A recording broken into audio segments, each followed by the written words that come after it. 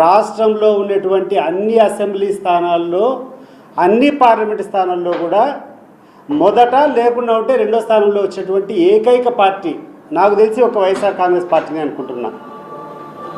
ఇతర రాష్ట్రాల్లో ఎక్కడైనా ఉంటే ఏదైనా 2-3 స్థానాల్లో ఉన్న ఆ పార్టీ రెండో స్థానం నుంచి ఇంకా తక్కువ మూడో స్థానంలో 4వ స్థానంలో పడిపోయిన సందర్భాలు ఎన్నో ఉంటాయి.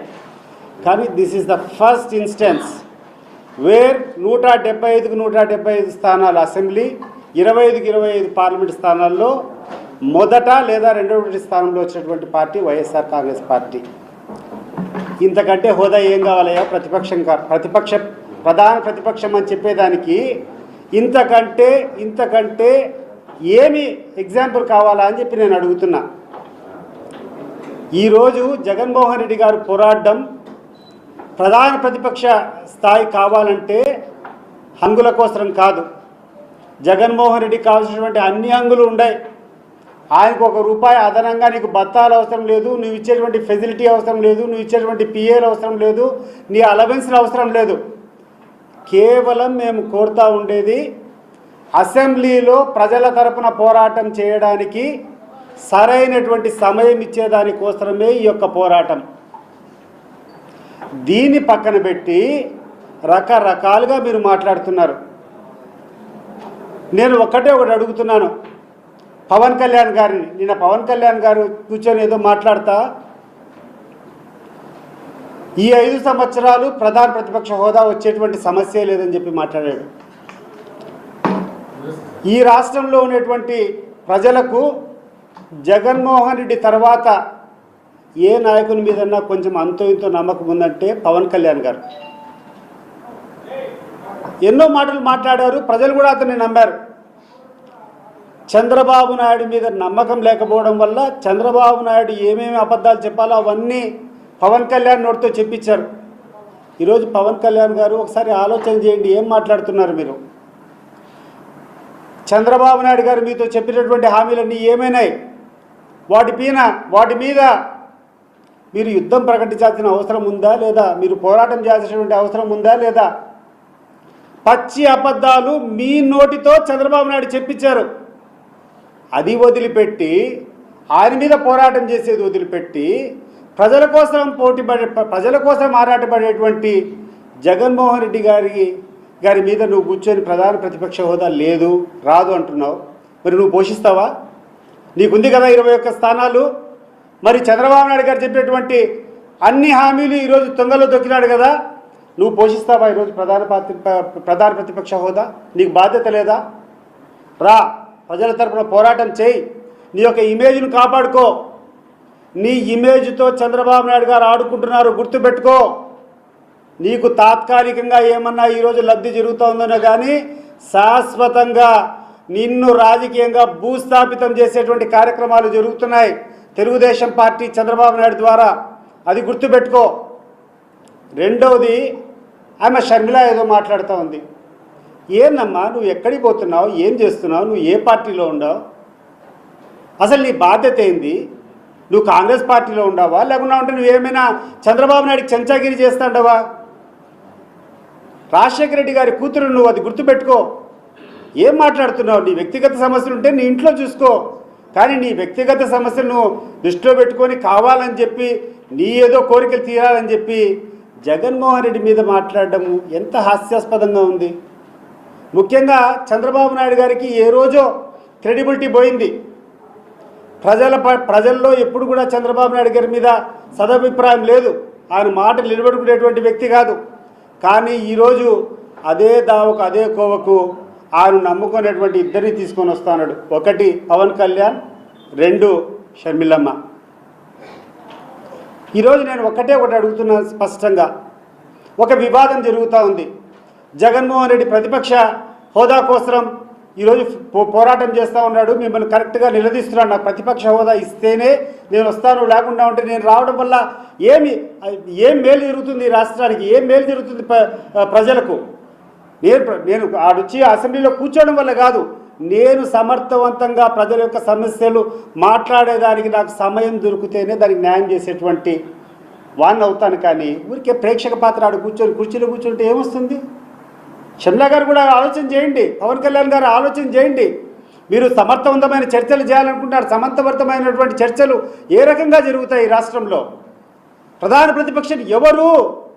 ఈరోజు దారిలో పోయేటువంటి ఎవరిని అడిగినా చెప్తారు 175 అసెంబ్లీ స్థానాల్లో 25 పార్లమెంట్ స్థానంలో మొదట లేదా ద్వితీయ స్థానంలో వచ్చినటువంటి ఏకైక పార్టీ మొత్తం భారతదేశంలో ఉన్నటువంటి అన్ని ఎన్నికల్లో చూసుకోండి, ఏ రాష్ట్రంలో ఇటువంటి రిజల్ట్ వచ్చిండదు. మరి ఈ పార్టీని కూర్చొని నువ్వు ప్రధాన ప్రతిపక్ష హోదా లేదు రాదు అంటే ప్రజలు దాన్ని సమర్థిస్తారా? ఎవరి కోసం మా పోరాటం? ఎవరి కోసం జగన్మోహన్ రెడ్డి గారి పోరాటం? ప్రజల కోసం కాదా? ప్రజలు పడేటువంటి ఇబ్బందుల్ని ఎండగట్టడం కోసం కాదా? ప్రజల సమస్యలను తీర్చడానికి కోసం, ప్రభుత్వం పైన ఒత్తిడి తీసుకొని వచ్చేదానికోసం కాదా మేము పడేది ఈ తాపత్రయం?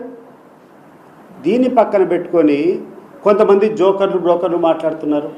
సభ్యత్వం పోతుందంట. ఏందయ్యా సభ్యత్వం పోయేది? నాకు అర్థం కావడం లేదు.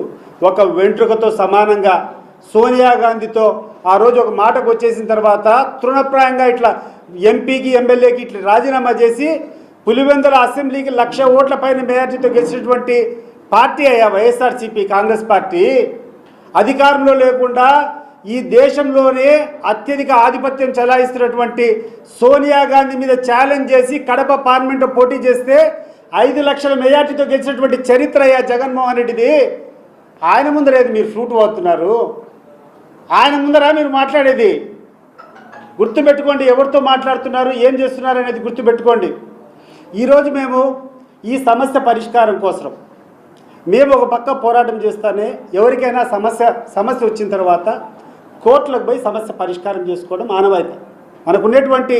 మనకున్నటువంటి న్యాయస్థానం ఏంటంటే కోర్టులకు పోవడం, కోర్టును ఆశ్రయించడం. ఏదైనా మనం జరగకుండా ఉంటే జగన్మోహన్ రెడ్డి గారు కోర్టుకు పోయినారు, మాకు ప్రధాన ప్రతిపక్షం ఇవ్వాలని చెప్పి. కోర్టులో ఆ యొక్క స్పీకర్కు మీ యొక్క నోటీసులు, మీ యొక్క సంజాయిషి ఇవ్వండి అని చెప్పి అడిగి 4 నెలలు అవుతుంది. నీకు చిత్తశుద్ధి ఉంటే ఈ 4 నెలల నుంచి ఎందుకు మీరు కౌంటర్ వేయడం లేదు? ఒకవేళ మాకు లేదనుకో, కోర్టు తీర్పు చెప్తే మేము విరమించుకుంటాం కదా. మరి కోర్టుకు ఎందుకు గాను మీరు ఇంతవరకు ఆ నోటీసు స్పందించడం లేదు? ఎందుకు కోర్టుకు మీరు అఫిడవిట్ వేయడం లేదని చెప్పి నేను అడుగుతున్నాను. మీ బాధ్యత కదా. ఈరోజు జగన్మోహన్ రెడ్డి గారికి ప్రధాన ప్రతిపక్ష హోదా ఇవ్వకుండా పోవడం వల్ల జరిగేటువంటి నష్టం ఈ రాష్ట్ర ప్రజలకు మేలు జరగాలంటే, ఈ యొక్క పార్లమెంటరీ వ్యవస్థ కరెక్ట్గా జరగాలంటే అధికార పక్షం ఎంత ముఖ్యమో ప్రతిపక్షం కూడా సమానంగా ముఖ్యము. అధికార పక్షానికి సరైనటువంటి భయము, సరైనటువంటి చెక్స్ అండ్ మెజర్స్ ఉండాలంటే పార్లమెంటరీ వ్యవస్థలో ఒక క్యాబినెట్ హోదాకు సమానంగా ప్రతిపక్ష హోదాను పెట్టారంటే అందరిది బాధ్యత, ఇది ఒక్కరిది కాదు. ఇప్పటికైనా గుర్తు తెచ్చుకోండి, మీ యొక్క చాదస్తాలు వదిలిపెట్టండి. జగన్మోహన్ రెడ్డి గారి క్రేజ్ గురించి మీరు మాట్లాడేటువంటి పరిస్థితి కాదు. నువ్వేదో కూర్చొని ఒక అసెంబ్లీ అంటున్నావు, ఒక అసెంబ్లీ కాదు. సాక్షాత్తు మీ ఉప ముఖ్యమంత్రి రుయా హాస్పిటల్లో జగన్మోహన్ రెడ్డి గారు వస్తే ఏ రకంగా ఆ రోజు ప్రవర్తించాడో ఒకసారి చూసుకోండి. వీడియో క్లిప్పింగ్స్ మీకు అర్థమవుతుంది. జగన్మోహన్ రెడ్డి చరిష్మా ఏందో, జగన్మోహన్ రెడ్డి సామర్థ్యం ఏందో, జగన్మోహన్ రెడ్డికి ఉన్నటువంటి ప్రజాదరణ ఏందో మీరు క్లిప్పింగ్స్ చూసుకోండి. నిన్న గుంటూరు జిల్లాలో మిర్చి రైతులకు అన్యాయం జరుగుతుందని ఆ రైతులను పరామర్శించకపోతే అక్కడికి వచ్చేటువంటి జన ప్రభంజనం చెప్తుంది జగన్మోహన్ రెడ్డి గారి చరిష్మా. మన వల్లభనేని వంశీ జైల్లో ఉంటే పరామర్శించడానికి పోతే అక్కడికి వచ్చినటువంటి జన ప్రభంజనం చెప్తుంది జగన్మోహన్ రెడ్డి గారికి ఉన్నటువంటి ప్రజాదరణ. మారుమూల జిల్లా శ్రీకాకుళం జిల్లాలో ఒక ఎమ్మెల్సీ వాళ్ళ బంధువులు చనిపోతే జగన్మోహన్ రెడ్డి గారిని మరి పరామర్శించినప్పుడు అక్కడికి వచ్చినటువంటి జన ప్రభంజనం చెప్తుంది జగన్మోహన్ రెడ్డి యొక్క చరిష్మా. అనవసరమైనటువంటి మాటలు మాట్లాడద్దండి. భద్రం మీకు చెప్తున్నాం, మీరు ప్రజల ఆగ్రహంతో కొట్టుకొని పోయే రోజులు దగ్గరికి వచ్చినాయి. ఇప్పటికైనా మేలుకోండి. ఇప్పటికైనా ప్రజాస్వామ్య స్ఫూర్తిని మీరు నింపండి. ప్రజల యొక్క సమస్యలు నిలదీసేటువంటి హక్కులు ఇవన్నీ ప్రతిపక్షది. నేను అడుగుతున్నాను ఇప్పుడే, ఈ దేశంలో ఎక్కడైనా 175కు ఉన్నటువంటి 100% అసెంబ్లీ 100% పార్లమెంట్ సీట్స్లో ఫస్ట్ లేదా సెకండ్ వచ్చినటువంటి చరిత్ర ఏ పార్టీకైనా ఉందే? ఒక వైఎస్ఆర్ కాంగ్రెస్ పార్టీకి తప్ప. మరి వైఎస్ఆర్ కాంగ్రెస్ పార్టీ కాకుండా ప్రధాన ప్రతిపక్షం ఏమవుతుంది? లేదు, మేము లేదనుకుంటాం. నువ్వు ముందరికి రా పవన్ కళ్యాణ్, నువ్వు ముందరికి రా, నువ్వు చేయి పోరాటం. మరి నీతో చెప్పించినటువంటి అబద్ధాలు, మీ చంద్రబాబు నాయుడు గారు చెప్పించినటువంటి అబద్ధాలు, వీటి మీద నువ్వు తీసుకో ప్రధాన భూమిక, ప్రధాన పాత్ర నువ్వు పోషించు.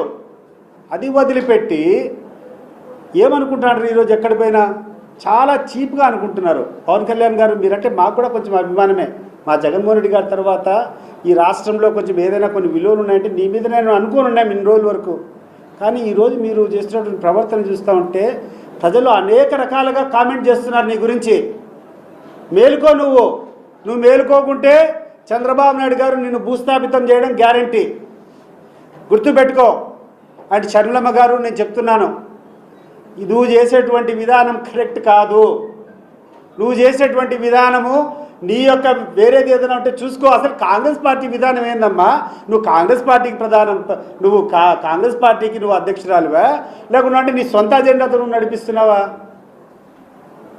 నువ్వు చేయాల్సిన పోరాటము కాంగ్రెస్ పార్టీకి వ్యతిరేకమైనటువంటి పార్టీలపైన పోరాటం చేయాలని, కానీ నీ వ్యక్తిగత అజెండాను పెట్టుకొని మీ అన్న మీద దాడి చేయడం ఏం తల్లి? ఇప్పటికైనా మేల్కోమ్మా.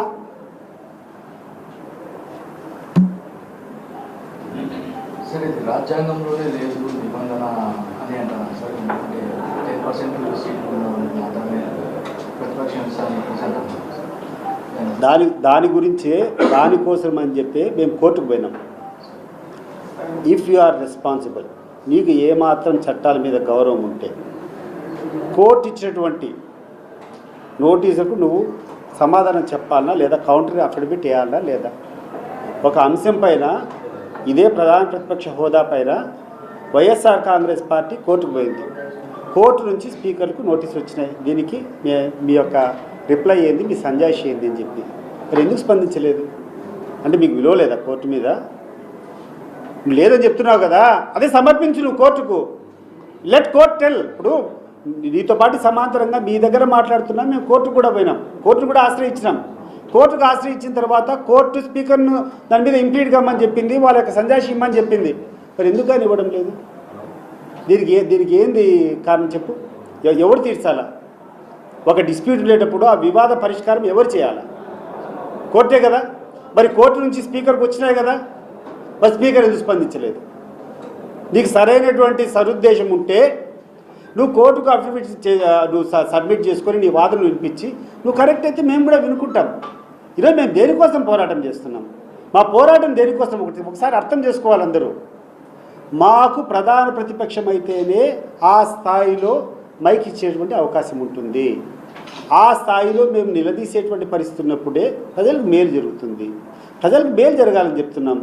జగన్మోహన్ రెడ్డి గారికి ఏమైనా ఇద్దరు పిఏలు కావాలన్నా, లేకుంటే జగన్మోహన్ రెడ్డి గారికి ఏమైనా నీ దగ్గర నుంచి ఏమైనా నీ డీజిల్ కావాలన్నా, లేకుంటే నీ అలవెన్సులు కావాలన్నా, నీ బంగ్లా కావాలన్నా, ముఖ్యమంత్రిగా ఉండేటప్పుడే గవర్నమెంట్ క్వార్టర్స్ అక్కర్లేదని చెప్పి సొంత బిల్డింగ్లో కూర్చొని నివాసం చేసేటువంటి వ్యక్తి ఆయన. ఆయనకేం కావాలి మీ దగ్గర నుంచి? నీకు ఎటువంటి ఫెసిలిటీస్ మేము అడగడంలా. మేము మాట్లాడేది ఒకటి, మాకు ప్రతిపక్ష హోదా ఇస్తే సమర్థవంతంగా ఈ రాష్ట్ర ప్రజల యొక్క వాణిని మీకు వినిపిస్తాము. ఆ సమయం మాకు కావాలా?